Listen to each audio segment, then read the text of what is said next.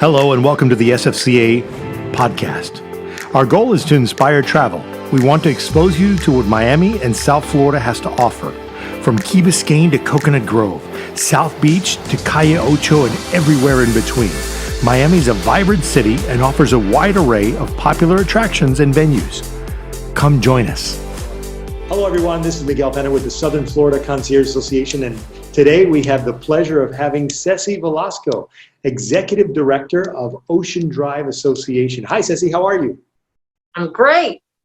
Beautiful mask. I'm ready to go. I'm wearing my mask. I've got a huge collection of them, all different designs, colors, everything to go with my outfit. You're never going to see me without my mask. Perfect. Color coordinated, good to go for the rest of the year, if not longer. Who knows how long this will last. A new fashion statement for sure. On Miami Beach, you got to look good. I hear you. Well, thank you for joining us. So the local restaurants are opening up next week. I'm sure there's some excitement. What do you foresee as far as the new layout, the design? What do you, in speaking with the restaurateurs, what do you feel is going to happen? Sure. I mean, the county mayor is opening next week. Miami Beach is going to be about 7 days behind the county. So you're looking at May 27th for restaurants opening on Miami Beach. Next week, the Phase 1A is going to open. So you're going to have nail salon, hair salon, museums, that kind of thing, retail shops opening. Restaurants themselves aren't going to open till May 27th. And then behind that is going to be the hotels. So my restaurants now know that on Ocean Drive, we're going to be able to expand it to the street. They're not going to have vehicular traffic on Ocean Drive. So they're getting ready for that. They're getting furniture for that. They're going to have a 6-foot distance between tables. There is a 194-page document that is called the New Normal that went to the governor, and that was approved. So there are a lot of regulations that they're going to have to follow, requirements, distancing, 1 household per table. If it's 2 households, then they have to be, a little bit more, and there's a limitation. How often you wash your hands, when you're going to wear your mask. Everybody's looking at new and creative ways to meet the requirements, but also to up their game. Because the biggest thing right now is to send the message that we're doing better than everybody else, and this is the safest place to come. So those are the challenges they're dealing with right now. They need this time. They honestly need till the 27th. A lot of the bigger restaurants, and some restaurants aren't going to open right away. Really? How do you think that the takeout business hasn't really assisted the restaurants for the most part, especially the big footprint restaurants? Do you think this will assist as well, or do you think, virtually speaking, it doesn't make any sense because financially it's still they're still going against a tailwind, so to speak? Those are tons of questions that everybody's asking right now. I have close to 47 sidewalk cafes on Ocean Drive, more than 50 restaurants. When you talk about restaurants like inside the Versace mansion, inside the different hotels, over 50 restaurants. 5 open for takeout and delivery. 5 converted to takeout and delivery. It's difficult to convert. You have to start up your kitchen. You don't know what to buy. You don't know how much business you're going to do. I'll tell you, it was the Betsy the Alley. They have a very strong following of people.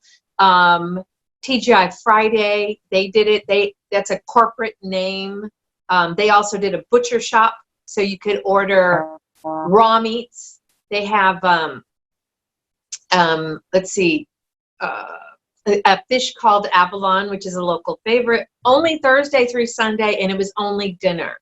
What Willie's did a little bit of work, and Pink Taco, again, a national name, and they were able to deal with the volume. For the most part, the people that had opened and converted was just to kind of keep their kitchen going and their managers working, since their managers were on staff. But only 5. It wasn't a lot. Now, throughout the city, I think people are still going to be a little bit reserved to go out in public. So what we are really advocating for through the chamber, I'm also the chairman of tourism and hospitality for the Miami Beach Chamber, is to continue to allow that conversion to go in those curbside. They converted. They're doing takeout and delivery. Don't pull the rug out from under them, because now they have a following. Right? So we're challenging the city to please help us with that. Lend us maybe commercial loading zones. Don't tow people who are just running in to get food. Don't give parking tickets out for people who are just running in to get food. Let's let's be as business friendly as we can and supportive to make our economy come back and be more robust. So those are the questions. I mean, we are also asking that the governor continue to allow us to do liquor takeout and delivery, right? The takeout is was a little bit fuzzy because people would pick up and walk away and then start drinking. So what we're really advocating for is for them to continue with the delivery. Why wouldn't you be able to get a bottle of wine with a fish called Avalon dinner, right? So and that's a governor's call. Those are all of the different things. Without the hotels opening, a lot of my restaurants are saying I can't, even at 50%, which the governor's coming out with on interior, 50% occupancy. I can't compete for that local market because now I'm competing with Wynwood, the design district, and we have a finite number of people that are going to drive over to be able to be in our restaurant. And if I'm going to bring back my wait staff, and they're not going to make as much money in tips as they used to, because this is not a vacation clientele, this is a staycation clientele, right? I'm going to have to balance that out and pay them minimum wage and guarantee them minimum wage. And then all these people are coming off of unemployment and they're not going to get paid as much as they can. And then the hours are going to get cut. So all of these restaurants are really looking at these, does it make sense financially? A lot of hotel restaurants, some might open, some might wait for the hotel to open, right? I know Smith & Woodlenski, he's got a lot to do with training and retraining. And he said, I might not be ready for the 27th. I might take a few more days to get up and running and do it right.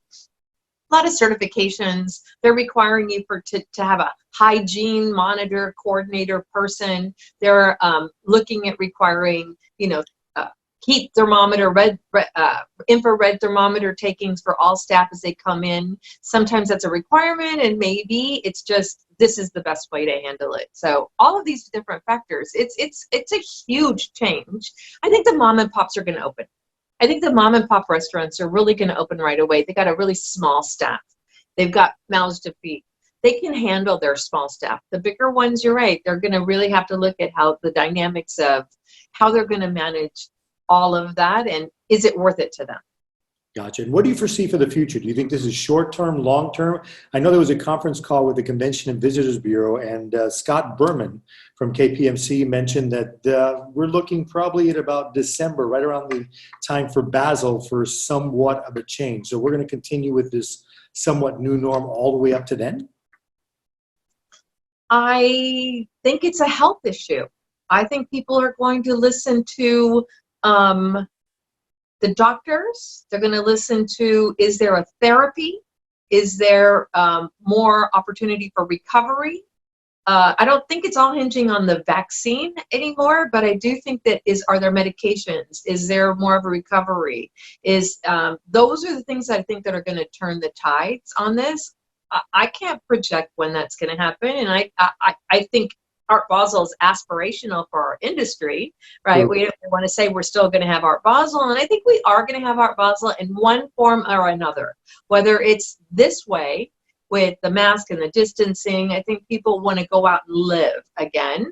I think the harder part is going to be the satellites, the tents, the Art Miami, the Untitled, the Scope, the Red Dot. I think they're going to have more of a problem coming back up to par and managing the whole restrictions that they're going to have. I think the convention center is probably going to be the easier way. They can manage it. They've been looking at how to do this now for some time. They're looking also at long-term meetings, events, planning ahead. So I think Art Basel may have a shot at happening at the convention center. I'm concerned that the tents happen. I don't know. Might go on for a year. I don't know. And I understand now that Ocean Drive will be open soon, and they're going to expand the footprint of the restaurants onto Ocean Drive, so no more vehicular traffic for quite some time, I believe. Quite some time. So the city commission was looking at how the parks were running, right? And we have a park right in front of us, Lummis Park.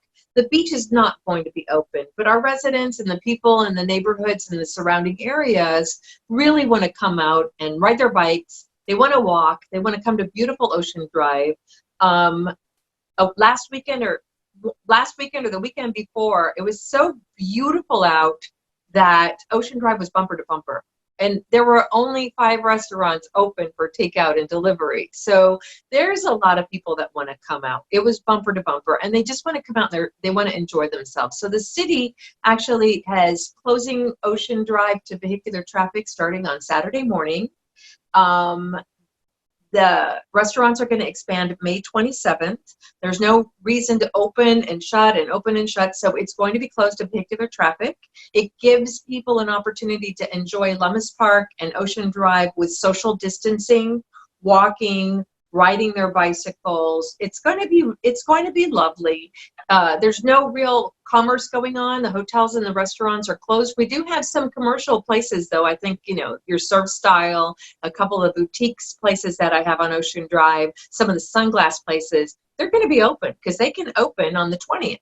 So you're going to have some places that are open and some place in the nearby areas. Collins Avenue, Washington Avenue, they've got some commercial retail places that are going to be open. So you'll see that happening between the 20th and the 27th. People can appreciate the Art Deco buildings without all of that hustle and bustle. So you're going to see people coming out to look at the Art Deco buildings without any cars going by. It's going to be really, really lovely. It's a great taste of what it's like when there's no vehicular traffic. It's like New Year's Eve for the next few months. Right? The restaurants, when they do open, it's going to be expanded. We're looking at beautifully doing that because since there's no nightclubs happening, there's no bars happening, it's all going to be a restaurant expanded experience into the street, Ocean Drive. It's going to be an exquisite dining experience on Ocean Drive. And you said no nightclubs, no bars. So the assumption is there going to be a curfew of sorts, or how is that going to work? We asked the question. The curfew is going to continue. Yes. Curfew is going to continue. What time is the current curfew set for? Midnight. Midnight. So at midnight, everything closes. They roll up the sidewalk. Everybody go home, and tomorrow we start all over again. Right. Plenty of time for breakfast, lunch, and dinner, by the way. True. Now, a few weeks ago, I remember that South Point Park opened initially and unfortunately had to close after 3 days. I think they issued over 7,500 violations for mask and social distancing, roughly in the 3 days? So I don't know. I did a little PSA, and I'm going to tell you, I feel people need to realize how personal it is to behave, to wear their masks, to wear their gloves, to do the distancing. I have my 82-year-old parents living with me, mm-hmm. And I have my grandson who, is younger. We all have people who we touch, and we in the hospitality industry are going to be exposed to a lot of different people. So South Point Park, they were itching to get out. A lot of people were out there without their mask, without social distancing. I think part of this is an education, right? They feel very comfortable to put themselves at risk with the idea that I'm not going to get it, I'm not vulnerable, but you could be a carrier. You could be sending this home. And also, as concierges, I think we have to be very cognizant that we have to protect our hospitality staff members and our employees. They need to make a living. They don't have that much of a choice. They're exposing themselves to the general public. And so that's why I'm walking around with my mask and I'm telling everybody, do it for the people you love and do it for our employees. Not fair, right? Not fair. You have somebody that's a sandwich generation person. You have a waitress, a hostess, a manager that has their parents at home that are depending on them and their kids at home that are depending on them. We have to be leaders by example, right? I have managers that are calling me and they're saying, do I have to wear my mask? I have asthma. Do I have to wear my mask? I already had the COVID and I recovered. I have the antibody. There is no immunity that we know of. And what I said is, you don't have this tattooed on your back. I don't have to wear a mask because I have asthma.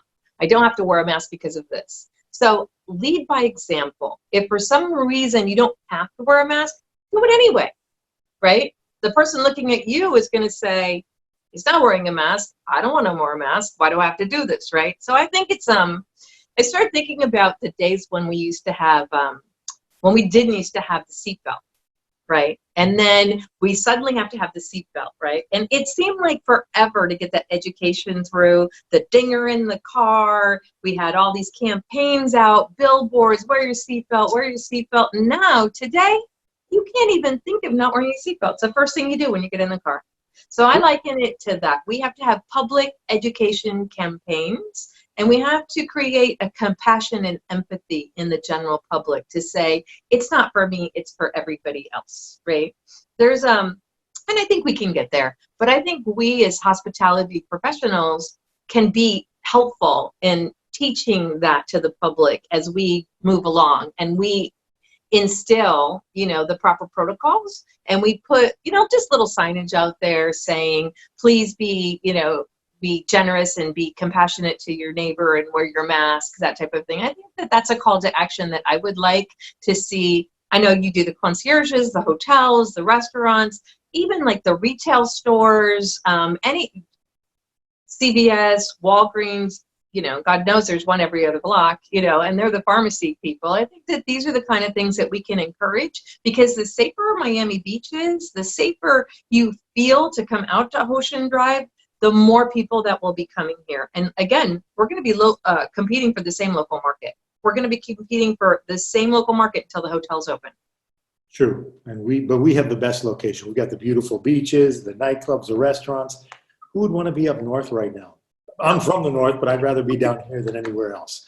Do you foresee another celebratory event such as July 4th or Memorial Day weekend with the Air and Sea Show and all that fun stuff happening again? Wow, I don't know when that's going to happen. Honestly, I was on that town hall meeting with Congressman Shalala. That's going to be at a federal level, and they don't know how they're going to deal with that social distancing issue for special events. I know the city's not going to have a special event for quite some time. I don't see 4th of July. Art Basel maybe is where we're shooting. Art Basel is probably the first time where we're going to be able to have some kind of meetings or some kind of an outdoor event. But we're still looking at creatively having meetings. We still want those wedding receptions, right? We still want those conventions to come in. We still want those, who doesn't want to be here? So it's not that we have to pull people in. It's like we have to make sure that we manage them correctly when they get here. Certainly, if we open the beaches and we have just a swarm of people coming in, that's the headline around the world that you don't want to read. So we're managing this.